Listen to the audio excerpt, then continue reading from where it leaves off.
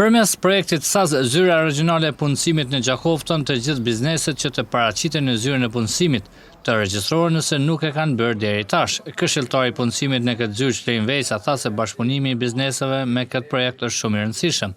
Ne kemi një listë të gjerë të personave të cilët janë të afër për punë për momentin dhe që janë në kërkim të punës. Pjesa jonë është me qenë si një urë ndërlidhëse midis bizneset edhe personave që janë në nevojë. Dhe më shumë u sigurojmë një pavarësi financiare që tashmë ata deri tashmë nuk e kanë pas. Ka biznese që kanë ardhur para se me bëu firën, po është një numër i vogël sepse nuk janë të njoftuar me punën e zyrës punësimit, andaj ata shumica din kur zyra punësimit, por vetë që duhen marrë me regjistru. Kjo procedurë nuk marr shumë kohë, ka çka duhen me pas në vetë është një letë njoftim të pronarit si kopje, edhe gjithashtu certifikatën e biznesit që jep më shumë informata për veprimtarinë e biznesit. Vejsa gjithashtu tha se projekti SAS ka për qëllim të krijojë një urë efikase ndërmjet punëdhënësve dhe punëkërkuesve. Projekti SAS ka ardhur si një nevojë domosdoshme për eliminimin e disa prej kritereve diskriminuese që skema aktuale ka.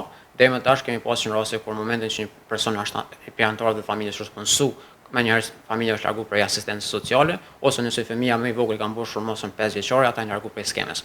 Tash me reformën që po shtondohet prej Ministrisë Financave dhe financuar nga Banka Botërore, kjo politikë diskriminuese largohet, ju jepet pak kohë familjes që më marrë vetën edhe më pas kohë që më qas tregun e punës. Krejtësynimi jonë është që më arrit me shti në vendet të sigurta të punës, këta persona të cilët deri më tash janë kontë varur për asistencë sociale, ka për tyre qenë me vite të tëra të varur për asistencë, kështu që na jemi të tentuar me gjetë një vend të sigurt dhe të shndrueshëm për ta.